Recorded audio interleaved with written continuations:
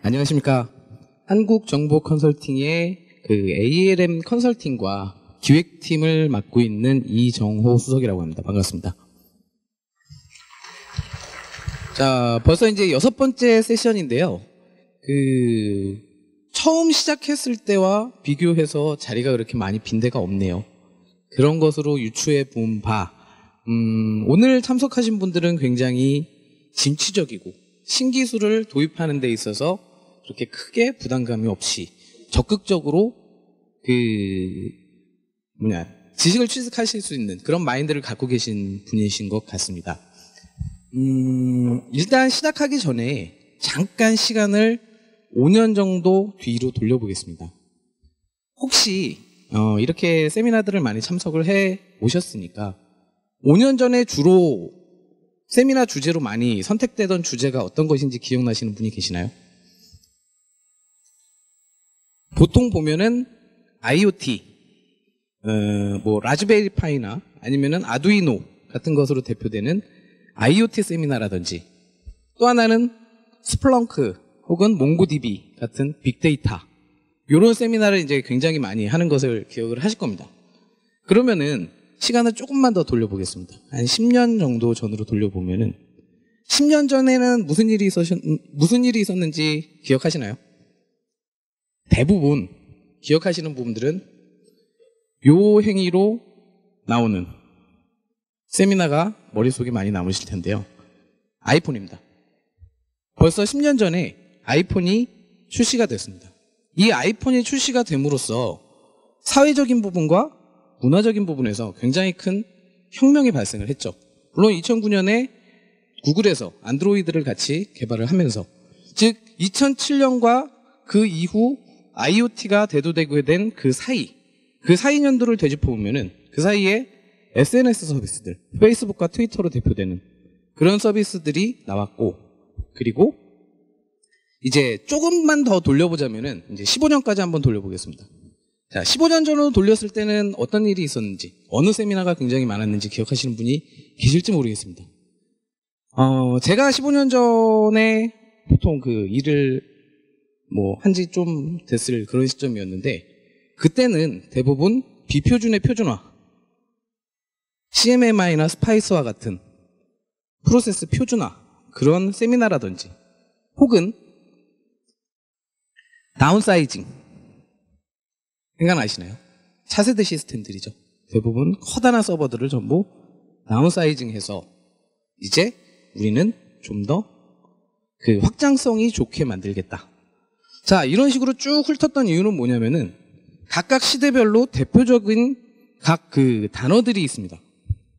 오늘 벌써 6번째 세미나인데 다시 현재로 돌아와서 오늘 가장 많이 들으셨던 내용이 단어가 어떤 것일까요?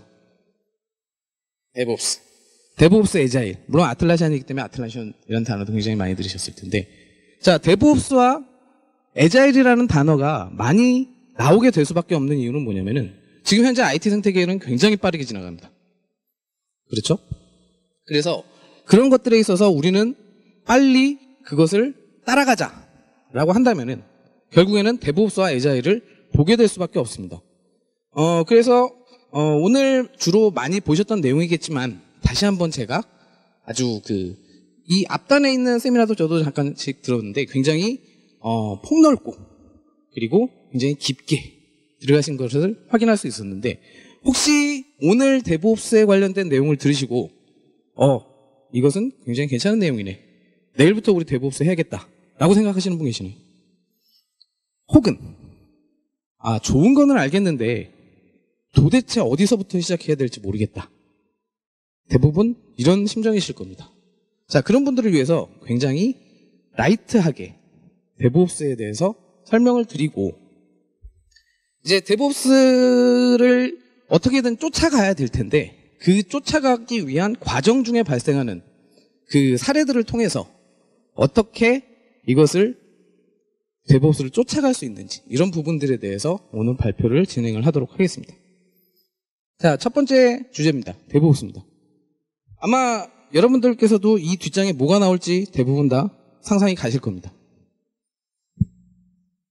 이제 데브옵스는 적어도 오늘 처음 들었더라도 지금 시간까지 계속 계셨다면은 데브옵스가 뭐다라는 것은 이미 전부 다 알고 계실 겁니다. 자, 위키피디아에 따르면은 데브옵스라는 것은 결국에는 개발, 운영을 합치자, 데브와 옵스를 합치자라는 개념으로 시작된 이런 하나의 개념이고, 데브옵스라는 그 단어가 이렇게 딱 튀어나오게 된 원인을 살펴보자면 분명히 하나의 마일드스톤이 되는 사건들이 하나씩 있었습니다. 예를 들어서 에자일을 볼까요? 에자일은 어떤 사건 때문에 수면 위로 쭉 올라왔을까요? 2001년 에자일 매니페스토가 있었죠. 개발자 17명이 스키장에 모여서 리조트에서 우리는 에자일 선언을 발표를 하겠다라고 해서 발표를 딱 했습니다.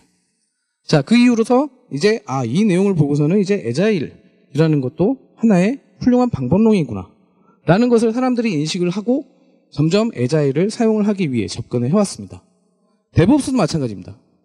데브옵스는 보통 데브옵스라고 얘기하면은 꼭 언급되는 사람이 한 사람이 있습니다. 데브옵스의 대부, 갓파더라고 불리우는 사람이 있는데 제가 발음은 똑바로 할 수는 없을 것 같긴 한데 패트릭 드부아라는 사람이 있습니다. 이 사람은 벨기에 사람이어서 이름 자체가 이제 프랑스 쪽 이름인 것 같긴 합니다만, 이 사람은 뭐 하는 사람이냐면은 개발 역할도 하고 에자일 코칭도 하고 그리고 오퍼레이션까지 가능한 프리랜서였었습니다. 그런데 에자일을 적용을 해보다 보니 문제점들이 조금씩 보이기 시작하는 겁니다.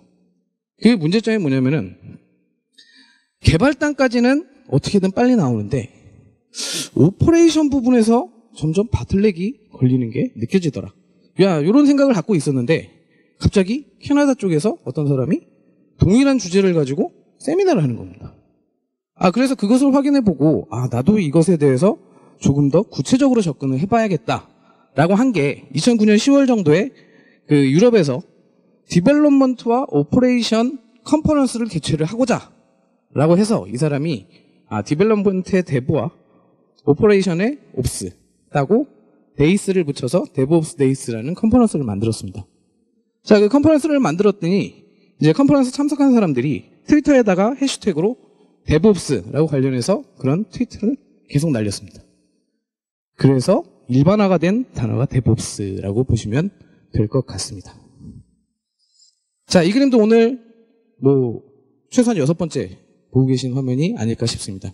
자, 데브옵스라는 것은 일반적인 워터폴의 개념보다는 좀 딱딱 끊어진 그런 게 아니고 인피니티 서클, 즉 계속 지속적으로 좀 가져가자. 사실 이렇게 보면 에자일과 그렇게 크게 다르진 않습니다. 그런데 다른 점은 뭐냐면은 에자일 쪽에 있어서는 개발단 안에서는 지속적으로 피드백을 받아서 하는데 오퍼레이션, 즉 딜리버까지 봤을 때는 그 에자일 개념에서 약간 밖에 있는 이런 것을 이제 좀 우리 같이 에자일을 해보자라고 해서 나온 개념이 이제 데브옵스라고 보시면 될 것 같습니다.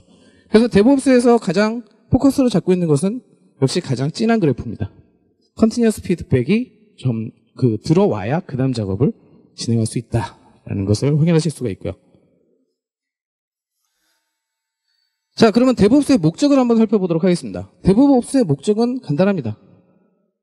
조금 더 빨리 무엇인가를 생산해내자. 그리고 항상 커스터머 입장에서 생각을 하자라고 하는 건데, 지금 보고 계신 화면이 이제 워터폴 모델과 에자일 모델 그리고 데브옵스 모델의 각각의 차이점입니다. 가장 뒤쪽에 보시면은 딜리버라고 되어 있는 게 디플로이먼트라고 표기되는 것도 확인하실 수가 있는데요. 이쪽 데브옵스에 관련되어 있는 사람 중에 또 한 유명한 사람이 하나가 있죠. 제지 험볼이라는 사람인데요. 이 사람이 2011년에 컨티니어스 딜리버라는 책을 냈습니다. 그러면서 언급한 거는 뭐냐면은 컨티니어스 디플로이먼트와 컨티니어스 딜리버는 분명히 다르다. 그 다른 부분이 어떤 부분이냐? 디플로이먼트는 기본적으로 UAT까지, 즉 유저 억셉턴스 테스트까지를 목적으로 하고 있고, 딜리버는 실제적으로 그 고객에게 전달되는 과정까지를 딜리버라고 칭한다라고 합니다. 자, 그럼 이 그림에 있어서 가장 유명한 하나의 스토리가 있습니다. 이 워터폴 모델과 에자일 모델 그리고 그 데브옵스 모델의 가장 큰 차이점을 나타내는 스토리를 하나 들려드리자면은, 어떤 사람이 집에 뒷마당에 나무가 이렇게 되어 있는 나무가 하나가 있었습니다. 그래서 이 사람은 아들한테 그 그네를 선물을 해주고자 그네를 만들 수 있는 회사를 불렀습니다. 그래서 그 그네를 만드는 회사 사람들을 불러다 놓고 이제 요구사항을 내는 거죠.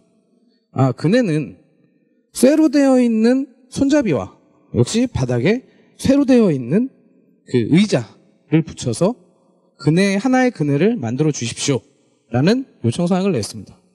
그러면은 그 불려진 업체에서는 아, 요구사항이 그거군요 라고 하고 나무에다 천막을 싹 둘러버립니다. 그리고 나서 작업을 시작을 하는 거죠.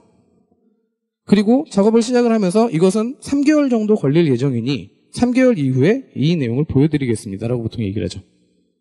자, 그런데 한 달쯤 지나 보니까 이 발주자, 집주인이 아무래도 바깥이다 보니까 무쇠로 되어 있는 손잡이보다는 좀 녹이 슬지 않는 스테인리스 재질로 되어 있는 손잡이, 그리고 그 의자를 그냥 쇠로 하면은 너무 차가우니까 거기에다가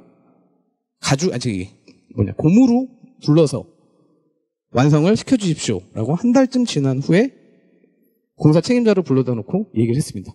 그럼 공사 책임자는 그 내용을 듣고서는 자, 요구사항 추가, 스테인리스로 되어 있는 손잡이와 고무로 되어 있는 의자를 갖다가 붙여주시오 라고 작업 지시서, 시방서를 보통 다시 보내주게 되죠. 그러고 났더니 3개월쯤 지났습니다. 자, 그래서 자, 이제 완성 다 됐습니다 하고 보십시오라고 딱 했더니 결과물은 뭐가 나왔을까요?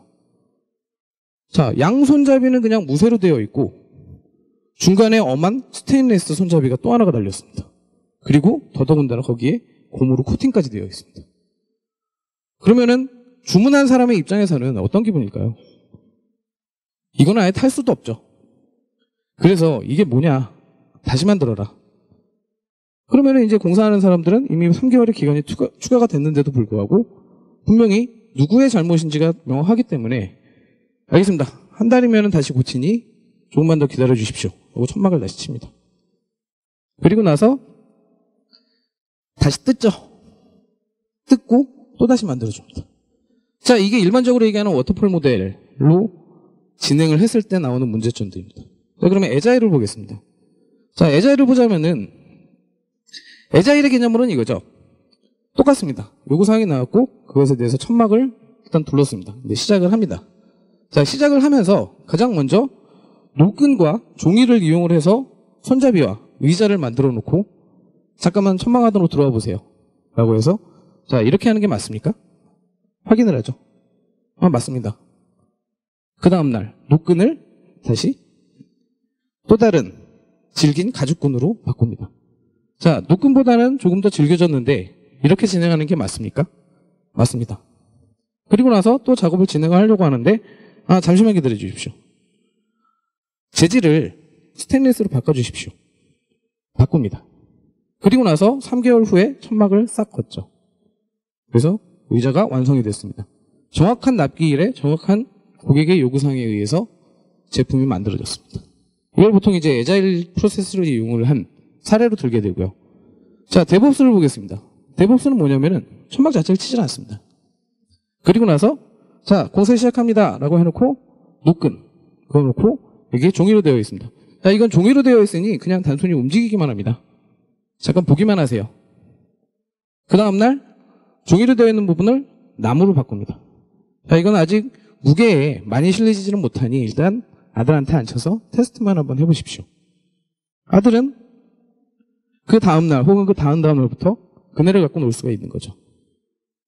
자, 요게 이제 일반적으로 얘기하는 그 에자일과 워터폴과 데브옵스의 차이점이라고 보통 얘기들을 합니다. 그럼 여기에 있어서 무브페스트라는 단어를 좀 살펴보도록 하겠습니다. 이게 사실은 기본적으로 생각하면 데브옵스가 굉장히 좋은 개념이죠. 자, 그러면 이 데브옵스라는 개념으로 성공한 사례로 보통 꼽는 그런 사례가 뭐가 있을까요? 페이스북이죠. 페이스북에 마크 주커버그가 그 고객들한테 주주들한테 보낸 메일 안에 들어가 있던 내용이 우리 회사는 앞으로 moving fast 그리고 always for customer 고객을 위하고 최대한 빠른 시간 안에 새로운 기능들을 앞으로 점진적으로 만들어낼 수 있는 회사로 만들겠다. 그리고 넷플릭스, 그리고 아마존, 그리고 플리커와 같은 일반적으로 얘기하는 웹 서비스 회사들이 대부분 대부분의 성공 사례로 꼽히게 됩니다. 여기 있어서 혹시 맡으신 업무 롤이 운영팀이신 분 계신가요? 시스어드민? 잠깐 손 들어봐 주실 수 있을까요? 몇 분 계시네요. 자, 그러면 운영팀 입장에서 봤을 때 배포가 이렇게 된다면은 어떻게 느껴지시나요? 집에 못 들어가시죠? 거의 매일 밤새실 겁니다. 아주 미칠 지경인 거죠. 자, 그러면은 그것을 어떻게 바꿔나가느냐라는 부분인데요. 자, 여기까지 딱 듣고서는 데브옵스 괜찮네? 우리 데브옵스 하자. 라고 듣고 계신 CIO 분들이나 대표분들이 계실 수도 있습니다. 우리 내일부터 데브옵스 해. 자, 데브옵스 엔지니어 뽑아. 혹은 너 데브옵스 팀. 대부분 이렇게 시작되죠. 혹은 데브옵스 툴 사와. 우리 데브옵스 하자. 대부분 접근이 이렇게 시작이 됩니다. 그러나 여기 보시는 것 같이 데브옵스는 한 사람의 업무 롤이나 혹은 한 팀의 업무 롤 혹은 하나의 툴로서 이루어지는 개념은 아니라는 겁니다. 자, 그러면은 데브옵스를 어떻게 정착을 해야 되는지에 대해서 잠깐 살펴보도록 하겠습니다. 이게 뭐 전형적인 미국식 말장난이긴 한데 keep calm and do DevOps라는 게 굉장히 이제 데브옵스 쪽에서는 유명한 관용구처럼 되어 있는 건데 저 calm이라는 단어를 보자면은 사실은 중간에 린 쪽이 끼어 들어갔습니다. 그 린을 낀 사람은 아까 앞단에서 언급드린 컨티뉴어스 딜리버를 얘기한 재즈 험블이라는 사람이 여기에다 린을 추가하면 딱 좋겠다. 근데 사실 개념상으로 보면은 단어를 맞추려고 끼워놓은 게 아닌가라는 의심도 들게 하는데요. 그 앞에 캠스라는 것은 그 이름이 존 윌리스일 겁니다. 아마 존 윌리스라는 사람이 그 2009년 10월에 아까 패트릭 드부아라는 사람이 유럽에서 한번 데브옵스 데이를 했다고 말씀드렸는데 그 이듬해 2010년에 미국에서 했던 데브옵스 데이에서 얘기한 겁니다. 자, 데브옵스를 정착하려면은 총 이렇게 5가지 정도의 권장이 된다. 그러나 이것은 하나하나 뜯어보면은 하나하나가 굉장히 큰 벽들입니다. 자, 그러면 첫 번째 컬처부터 먼저 살펴보도록 하겠습니다. 물론 애자일 도입해보시려고 많이 시도들을 하셨을 겁니다. 그리고 성공한 사례도 있고 실패한 사례도 있는데 애자일에서도 마찬가지죠. 지금까지는 사람들이 수동적으로 표준 프로세스를 만들어주고 그 표준 프로세스에 따라서 일을 해라 라는 게 이제 전형적인 회사의 업무 롤이었는데 자, 이제 애자일 쪽을 얘기를 해봤더니 자꾸 기업 문화 그리고 사람 간의 커뮤니케이션 얘기를 자꾸 합니다. 그건 뭐냐면은 실제 그 안에 들어가 있는 사람들의 적극성을 유도를 한다는 얘기입니다. 자, 그래서 그게 이제 뭐 너는 내일부터 적극적으로 일해 라고 얘기해서 되는 일이 아니죠. 기업 문화 자체를 그렇게 바꿔나가야 되는 겁니다. 자, 애자일에 있어서는 사실 이게 굉장히 커다란 벽이었었고 그것을 깰 수 있는 부분들이 애자일을 성공적으로 적용한 사례고 애자일을 적용하는 것과 마찬가지입니다. 데브옵스는 뭐 애자일이 기본적으로 깔려있는 상태에서의 오퍼레이터 그리고 비즈니스까지 전부 통합하는 회사 전체를 통합시켜버리겠다는 얘기가 되기 때문에 그 컬처를 바꾸는다는 부분들이 이제 데브옵스에서는 굉장히 힘든 일이 됩니다. 자, 그러면 가장 쉽게 접근할 수 있는 부분은 뭐냐? 오토메이트 부분입니다. 뭐 이미 아틀라시안에서도 얘기하는 것과 같이 기본적으로 오토메이트는 가능은 해야 아무리 컬처가 바뀌었다고 해서 이것을 메일이나 손으로 쓸 수는 없지 않느냐. 여담으로 말씀드리자면 이제 자동화에 관련된 부분인데 예전에 CMMI가 한참이었을 때 CMMI 레벨 4 정도면은 굉장히 많은 문서들 그리고 자동화되어 있는 프로세스가 필요한데요. 예전에 어떤 회사에서 인도 쪽 개발자랑 일을 해본 적이 이제 개발팀하고 일을 해본 적이 있었는데요. 그 팀은 CMMI 레벨 4입니다. 그런데 사용하는 툴이 없어요. 회의를 한번 하고 나면은 뭔가 계속 적습니다. 그러고 나서 메일이 막 와요. 그게 이제 CMMI 쪽에서 표준으로 삼고 있는 표준 문서들을 전부 손으로 생산을 해서 만들어내는 겁니다. 물론 그게 끝나자마자 바로 나오느냐? 이건 아니죠. 당연히 쓰는 시간, 정리하는 시간이 필요합니다. 자, 이런 시간까지 최대한 단축을 하고자 라고 하는 게 이제 오토메이트라는 부분이고 이제 앞으로 저희 같은 사람들이 접근해야 되는 부분들이 이제 오토메이트라는 부분이라고 보시면 될 것 같습니다. 뭐 리니아 이미 알고 계시는 것 같이 도요타 쪽에서 얘기하는 거고, 뭐 낭비를 줄이고 최대한 작게 만들어서 최대한 빨리 고객에게는 아포하자. 사실 뭐 데브옵스 쪽 정신과 일맥상통하는 부분이 있습니다. 그리고 이제 메저먼트라는 부분인데 결국에는 측정치라는 게 필요하다는 거죠. 자, 우리가 이제 하나를 뭘 만들어내고 오퍼레이션까지 같이 다 보냈다라고 했을 때 실제로 개발을 시작을 해서 적용까지 과연 얼마나 걸렸냐. 일단 그것을 측정을 해내야 그 다음에 줄일 수 있는 부분, 그리고 도저히 줄일 수 없는 부분을 분간을 할 수가 있죠. 그리고 줄일 수 있는 부분이 있으면은 잘라내죠. 이게 바로 린입니다. 자, 그리고 이제 쉐어라는 부분은 지속적으로 나오는 부분입니다. 뭔가 작업을 했으면은 그것은 모든 이해 당사자들에게 공개가 되어야 됩니다. 즉 내가 코드를 짰으면은 코드를 모르는 사람도 내가 어떤 코드를 만들어냈는지 또 알아야 되고, 그리고 물론 코드 테스트하는 사람도 당연히 그거에 대한 코드를 만들어야 되겠죠. 빌드 웨퍼 부분도 마찬가지입니다. 오퍼레이터가 그것에 대해서 빌드 웨퍼를 완성을 했다. 그런데 성공 혹은 실패하고 실패 패면 뚝 떨어집니다. 이렇게 되면은 쉐어는 했으나 어떤 부분에서 실패가 났는지에 대해서는 정확한 공유가 불가능하죠. 그리고 그 전달되기까지의 시간이라는 게 결국에는 뭐 메일이나 아니면 시스템에 어태치하는 방식으로 그런 식으로 확인할 수밖에 없습니다. 그래서 그런 부분들에 대해서도 좀 더 인스턴트하게 바꿀 수 있는 방법이 있을까? 그리고 그것을 바꿔나가자라고 하는 게 이제 데브옵스의 주 목적이라고 보시면 될 것 같습니다. 자, 그래서 이제 데브옵스를 성공적으로 정착을 하자면은 이런 활동들이 필요합니다. 문화라는 부분, 그리고 우리의 조직, 뭐 어떻든 뭐 하위 개념이 될 수도 있습니다만, 그리고 툴, 이런 것들이 조화롭게 이루어져야지 이제 성공적인 데브옵스가 수행이 가능하다라고 얘기를 할 수가 있을 것 같습니다. 자, 그럼 이제 문화적인 부분에 대해서 한번 살펴보도록 하겠습니다. 이 문화적인 부분은 이미 뭐 여러분들 다 알고 계십니다. 롤에 상관없이 같은 일을 하는 사람들은 항상 협력을 해서 밀어주고 끌어주는 관계가 됐으면 좋겠다. 그래서 사실 굉장히 지극히 그 기본적인 얘기죠. 그런데 현실을 보겠습니다. 자, 요거는 미국의 굉장히 유명한 심리학자가 한 IT 업체를 대상으로 심층 분석을 해봤습니다. 그랬더니 이런 그래프가 나오더라 라고 하는 유머입니다. 자, 요거 위쪽부터 한번 살펴보도록 하겠습니다. 개발자가 봤을 때 자기는 굉장히 뛰어난 과학자처럼 일을 하고 있는데 디자이너를 봤더니 애기가 마치 그림을 그리듯이 일을 하고 있네요. 프로젝트 매니저는 항상 놀고 있습니다. QA는 일을 하라고 시켰더니 오히려 일을 만드네요. 아까 저기 시스템 어드민 하신다는 분 계셨죠? 죄송합니다. 개발자분들이 보고 계신 여러분입니다.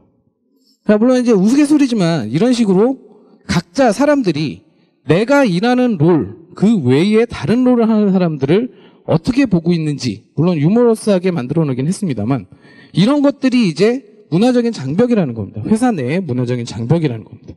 자, 이런 것들을 좀 부수어 나가자. 어떻게? 이게 이제 데브옵스 무브먼트라고 하는 보통 이제 데브옵스를 점진적으로 진행을 하려면 어떻게 하느냐라는 그래프인데 워터폴 모델에서 컨티뉴어스 오퍼레이터까지 나왔습니다. 컨티뉴어스 오퍼레이션까지 나왔습니다. 자, 이런 식으로 쭉 진행을 하면은 이제 성공적인 데브옵스를 할 거다. 아마 대부분 이 정도 단계에서 진행을 못하고 계실 겁니다. 자, 앞에서 그 앞 세션들에서 데브옵스에 관련해서 말씀드린 것처럼 저도 똑같이 데브옵스는 이것을 깨지 않으면 어렵다라고 계속 말씀을 드리죠. 자, 스트럭처 쪽을 보도록 하겠습니다. 개발자들이 추구하는 바는 명확합니다. 우리가 지금 현재 만들어내고 있는 소스들을 질을 좀 더 높여나가자. 개발자는 항상 그것만 생각하고 일을 하고 있습니다. QA로를 갖고 있는 사람은 당연히 하이 퀄리티죠. 퀄리티가 높은 제품을 적어도 내 손을 떠난 것은 퀄리티가 가장 높을 수 있는 이런 마인드로 일을 하고 계실 겁니다. 오퍼레이터는 대부분 안정성입니다. 자, 문제만 안 생겼으면 좋겠어. 안 바꿔도 돼. 아무것도 안 바꾸고 그냥 이대로만 있었으면, 내가 퇴사할 때까지 이대로만 있었으면 좋겠어. 이런 부분들에 대한 상충이라는 겁니다. 개발자는 계속 바꿔나가야 되는데 오퍼레이터는 웬만하면 바꾸지 말라고 얘기합니다. 자, 이런 부분들을 해결을 하려면 어떻게 할까요? 팀을 합쳐버리면 됩니다. 간단하죠? 사실은 그러나 이것은 그냥 극단적으로 얘기하는 사례고요. 한 팀 안에 개발자와 QA와 오퍼레이터를 같이 넣어놓고서는 그 팀의 업무를 수행을 하면은 당연히 같은 팀이기 때문에 좀 더 그 커뮤니케이션도 활발히 일어날 거고, 다른 사람이 모르는, 다른 팀에서 모르는 내용도 같이 알아낼 수가 있습니다. 그러나 현실적으로 들어가 보면은 일례로 모바일 게임사만 봐도 개발사와 운영사가 따로 떨어져 있듯이, 보통 일반적인 회사에서도 운영하는 팀이 따로 존재를 하죠. 그것은 같은 회사일 수도 있고 다른 회사일 수도 있습니다. 자, 이런적인 부분 때문에 마치 한 팀인 것처럼 생각을 하자. 결국에는 마인드를 바꾸자는 얘기입니다. 그래서 이런 게 이제 스트럭처를 바꾸는 방법이라고 할 수 있고요. 이제 툴에 관련된 부분을 한번 살펴보도록 하겠습니다. 역시 이 그림도 6번 이상 보셨을 화면인데요. 아까 그 인피니티 D에서 각 툴들이 포지션하고 있는 바는 명확히 여기에 위치를 하고 있습니다. 물론 아틀라시안에서 커버를 못하는 부분도 있습니다. 요게 툴이 굉장히 많은데, 콜라보레이션 부분을 보자면은 당연히 지라가 들어갈 거고, 지식 공유 쪽을 보자면은 당연히 컴플런스들이 들어갈 겁니다. 그리고 커뮤니케이션에 관련된 부분, 그리고 챗옵스, 채트를 이용을 해서 실시작으로 오퍼레이션을 하자라고 하는 챗옵스 관련된 부분은 당연히 힙챗이 여기 들어가게 됩니다. 그리고 기본적으로 사용하시는 SCM, CI, 빌드, 데이터베이스 매니지먼트, 이런 툴들이 굉장히 많은 시장에 존재를 하고 있는데, 단지 이 툴만 해당하는 포지션에 갖다 넣는다고 되는 게 아니라는 거죠. 그 이유는 무엇일까요?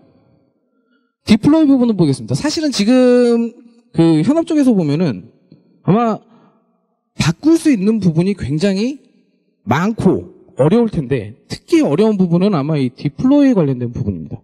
뭐 앞쪽 세션에서 얘기한 것처럼 디플로이 쪽을 자동화하려면 가상화가 필요합니다. 그런데 현실은 우리 회사에 있는 서버를 IDC로 옮기기도 힘들죠. 혹은 IDC에 있는 것을 클라우드로 바꾸겠다. 그런데 위에서 얘기가 나오죠. 자, 클라우드로 바꾸게 되면은 소스는 어디 있는데? 해외 서버에 있습니다. 안 돼. 사내에다가 달아.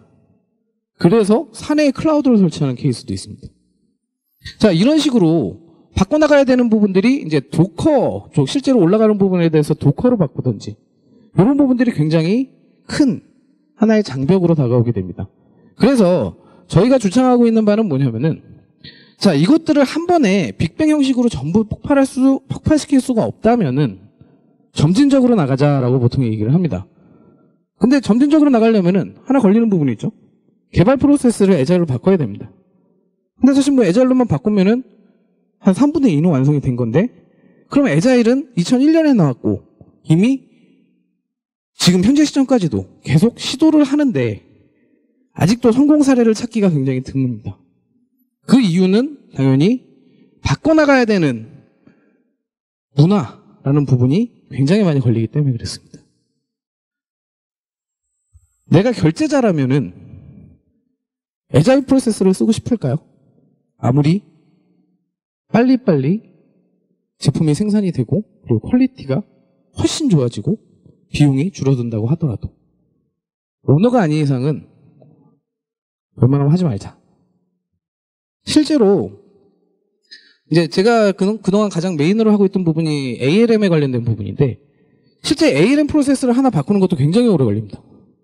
보통 ALM을 구축을 하겠습니다라고 들어갔을 때 6개월 혹은 1년까지 걸리는 그런 사례들도 있습니다. 그 이유는 뭐냐면은 표준화 있는 프로세스는 있는데 시스템화할 수가 없어요. 즉 논리적으로는 맞으나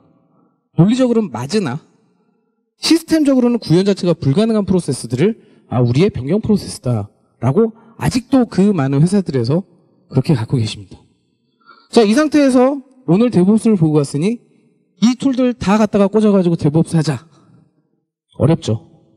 그래서 저희가 추천해드리는 방법은 뭐냐면은, 자, 이게 전부 안 된다면은 최소한 단계별로 오토메이션부터 시작을 하자라고 보통 얘기를 합니다. 자, 그렇게 됐을 때 가장 바꾸기 어려운 부분인 개발 환경, 에자일.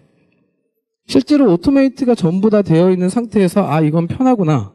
이것은 빨리 바꿀 수가 있구나 라는 부분들이 머릿속에 남게 되면은 실제로 에자일로 바꿨을 때 굉장히 쉽게 바꿔나갈 수가 있습니다. 자, 데브옵스를 정착하려면 이거 하나밖에 없습니다. 변화를 두려워하지 말라. 변화는 그 회사의 미래입니다. 그래서 데브옵스에 대한 간단한 설명을 마치고 요 사례 같은 경우는 데브옵스, 실제로 제목 자체는 데브옵스라고 적어놓긴 했습니다만 아까 말씀드린 대로 데브옵스를 향하기 위한 과정 중에 컨티뉴어스 인티그레이션 쪽에 관련된 부분, 요 컨티뉴어스 인티그레이션을 어떻게 구현을 했고 그때 있어서 뭔가 참조해야 될 부분이 있다면은 어떤 게 있는지 좀 집어드리기 위해서 집어넣은 사례입니다. 자, 이제 유형별 구축 사례인데 첫 번째 사례로 이제 운영 프로젝트 아직 지나가기 전 단계, 이제 실제 프로젝트 셋업해서 지나가는 그 프로젝트 단계의 컨티뉴어스 인티그레이션 사례를 한번 보도록 하겠습니다. 일단 그 앞 단계에는 분명히 다른 툴을 사용을 합니다. 요구사항 쪽에 컴플런스를 사용을 하고 있고, 지라 역시 이제 변경 프로세스가 딱 운영 변경 프로세스는 아닙니다만 개발 변경 프로세스를 갖고 있습니다. 그리고 형상관리 툴로는 깃을 사용을 하기 때문에 당연히 빅버켓을 사용을 하고 있고요. 그리고 이제 빌드베퍼 툴을 뱀보를 사용할 수도 있고 젠킨스를 사용할 수도 있으나 그쪽 회사에서 이제 표준을 삼고 있는 게 젠킨스고, 젠킨스 쪽에 이제 사용해본 경험이 많기 때문에 우리는 젠킨스를 하겠다. 그리고 전형적인 투티어 환경에 이제 빌드베퍼 서버를 갖고 있습니다. 자, 이게 이제 기본적으로 들어갔을 때 여러분들도 회사에 들어가셨을 때 프로젝트를 진행을 하시면은 이런 상태로 셋업을 하고 이제 진행을 하시죠.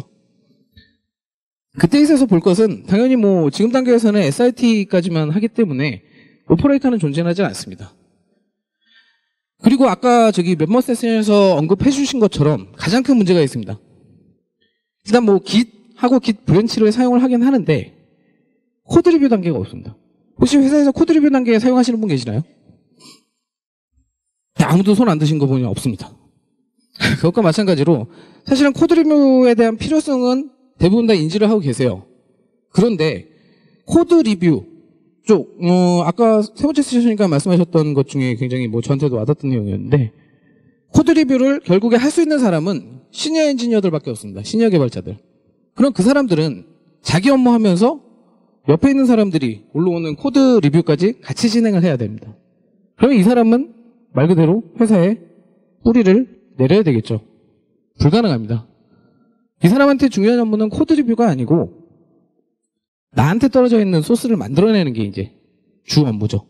그러면은 이것을 이제 코드 리뷰를 명확히 하게 하려면은 결국에는 머지 매니저 같은 사람이 있어야 됩니다.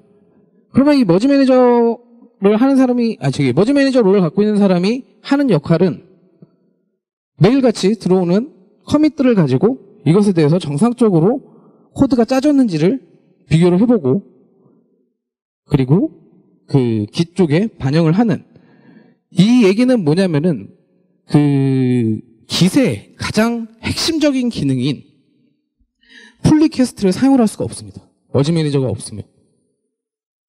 검증을 할 수 있는 방법, 아무리 브랜치로 쪼개놓더라도 브랜치는 결국엔 머지를 할 수밖에 없습니다.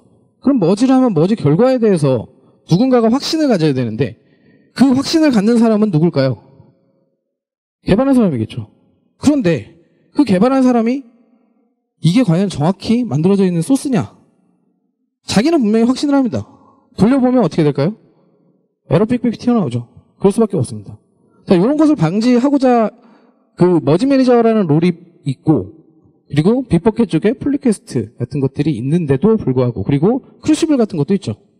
이런 툴들이 도와주는데도 불구하고 실제적인 거기다가 리소스를 투자를 할 수가 없다는 얘기입니다. 이게 아마 대부분의 프로젝트를 진행하시는 분들의 큰 문제점이라고 생각하시는 부분일 겁니다. 그랬을 때 발생하는 문제점이 뭔지 한번 살펴보도록 하겠습니다.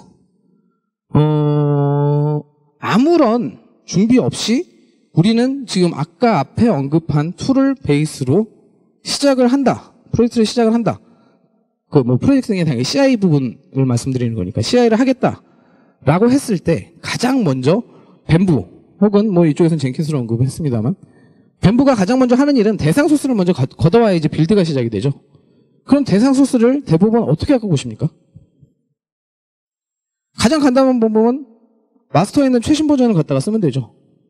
그런데 마스터에 있는 최신 버전이 과연 내가 빌드 배포를 요청을 한 소스일까요? 이것에 대한 확신은 없습니다. 왜냐? 빌드 매니저가 없기 때문에 그렇습니다. 이것이 정확히 빌드가 되어 있는지 없는지를 판단할 수가 없습니다. 그래서 저희는 이런 부분들에 대해서 몇몇 가지 그 제약사항이라는 것을 두고 항상 getSource라는 부분에 있어서 대상 소스만 갖고 올 수 있는 방법이 어떤 것이 있는지 이것에 대해서 먼저 파악을 해서 이제 이 방법으로 사용을 하시는 게 가장 좋을 것 같습니다라고 이제 가이드를 해드리게 되는데요. 일단 굉장히 단순한 브랜치인데요. 일단 지라 쪽에서 이슈 하나에 대해서 개발 서버 쪽으로 배포 요청이 들어왔습니다. 배포 요청 들어오면 당연히 돌려야 되겠죠. 물론 이렇게 커스터마이징 되어 있는 지라를 가지고 나는 이것에 대해서 빌드 배포 요청이 들어갑니다. 물론 이 지라 이슈에는 당연히 해당하는 커밋 리스트가 들어가 있습니다. 자, 이 커밋 리스트가 들어가 있다는 얘기는 대상 소스들이 이미 다 지정이 되어 있다는 얘기죠. 그 상태에서 빌드 배포 요청을 하면은 뱀부 혹은 젠킨스 쪽에서는 얘가 어디 있든지 이슈 건 바이 건으로 배포를 할 예정이기 때문에 해당하는 커밋으로 체크아웃을 해버려서 소스를 돌려버립니다. 그래놓고 그 파일을 읽어버리면은 내가 원하는 시점에 소스로 배포가 가능하죠. 자, 이것은 이제 간단한 테크닉이라고 보통 얘기들을 하게 되는데, 그리고 나서 이제 개발 서버 쪽에 정상적으로 배포가 됐다. 그 다음은 SIT 쪽으로 배포를 할 거냐? 라고 얘기를 해서 이제 배포 결과를 이제 한번 확인을 해보고 SIT 쪽으로 배포를 하는데, 이제 데브 서버 쪽에서 배포가 성공적이지 않으면은 SIT 쪽으로 못 넘어가는 이런 프로세스는 이제 지라 쪽 워크플로우를 이용해서 컨트롤을 하게 됩니다. 자, 두 번째 이제 가장 관심이 있으실 만한 운영 단계 CI 구축 사례를 한번 보도록 하겠습니다. 이것도 이제 티피컬한 운영 단계 쪽 프로세스인데요. 개발자는 이렇고 프로젝트도 지금 운영되고 있는 프로젝트가 이만큼입니다. 그룹웨어에서 이제 변경 요청이 들어옵니다. 인시던트, ITASM 같은 경우는 이용을 해서 인시던트가 될 수도 있고, 혹은 엔드유저 쪽에서 그룹웨어에다 갖다가 이제 변경을 해주십시오라고 들어올 수도 있습니다. 자, 그룹웨어 쪽에서 변경 요청이 들어오게 되면은 그룹웨어에서는 지라를 연동을 해가지고 이제 해당하는 당사자들한테 하나의 이슈들을 발행을 해주게 되죠. 그럼 발행된 이슈는 내부의 변경 결제 프로세스에 의해서 변경 결제를 진행을 하고 PCI 크로시블을 이용해서 이제 빌드 쪽에 관련된 이제 동료 검토를 진행을 합니다. 자, 그래서 동료 검토를 진행을 하는데 여기서도 코드 리뷰 단계는 아주 티피컬합니다. 소스를 쭉 보고 오케이, 확인. 여기도 마찬가지로 빌드 매니저가 없기 때문에 그렇습니다. 자, 그렇게 이런 식으로 진행이 됐을 때 운영 단계에서는 과연 어떻게 컨트롤할 수가 있느냐라는 부분에 대해서 한번 살펴보도록 하겠습니다. 자, 운영 단계에서 발생할 수 있는 문제는 뭐냐면은 소스 역전과 비대상 소스 코드 쪽이 될 수가 있을 것 같습니다. 이제 소스 역전이라는 부분은 뭐냐면은 제가 먼저 소스를 수정을 해서 커밋에 해놨습니다. 그리고 다음 사람이 소스를 또 수정을 했습니다. 그럼 제가 고친 거는 버전 1번이 되고 다음 사람이 고친 내용은 버전 2번이 됩니다. 그런데 다음 사람이 먼저 배포 요청이 들어왔습니다. 그러면 이것은 배포가 되겠죠. 그런데 내가 배포 요청을 또 들어갔습니다. 그랬을 때 그냥 배포를 진행해버리면 어떻게 될까요? 제 뒤에 고친 사람의 내용이 다시 없어져 버리죠. 이런 것은 사실 굉장히 많이 발생하는 문제였었고, 이런 것들에 대해서 어떻게 처리를 해야 될지라는 부분들이 굉장히 고심을 많이 했습니다. 그러나 방법은 하나가 있죠. 머지 매니저 두면 됩니다. 그 사람이 통제를 하는 겁니다. 바뀌어 있으면은 바뀐 부분에 대해서 풀리퀘스트 받은 것에 대해서 이것을 승인을 해주겠다. 혹은 이것은 소스가 역전이 돼버리니 리퀘스트 풀하지 말아라. 커밋하지 말아라. 이런 식으로 통제를 하면 되는데 아까 말씀드린 것처럼 머지 매니저를 두려고 하지는 않습니다. 그렇다면 시스템에 의해서 통제를 해야 되는데 자 이제 시스템 운영 쪽에 있는 시스템에서 통제할 수 있는 방법은 몇몇 가지가 있습니다만 가장 쉽게 할 수 있는 방법은 각 이슈별로 그 커밋들이 이제 다 들어오게 되죠 막. 그러면은 그것을 이제 DB화 시켜버립니다. DB에다 전부 쌓아놓고서는 이것에 대해서 확인을 하는 거죠. 자, 확인을 했을 때 얘는 뭐 이제 확인하는 단계라고 보시면 되고요. 아, 얘는 이제 배포가 돼도 상관이 없다라고 했을 때는 이제 뭐 SVN 기능을 이용을 하게 되면은 뭐 여러 가지 방법은 있습니다만 트렁크 쪽에서는 이제 개발 쪽을 소스들을 그냥 그대로 갖다 놓고 이제 레이블링을 이용해서 태그에다가 이제 SVN 익스포트로 해당하는 대상 파일들을 갖다 복제를 해 놓습니다. 그러면서 얘가 이제 배포가 가능한지 하지 않은지에 대해서 그 DB 쪽을 조회를 해서 확인을 해보고요.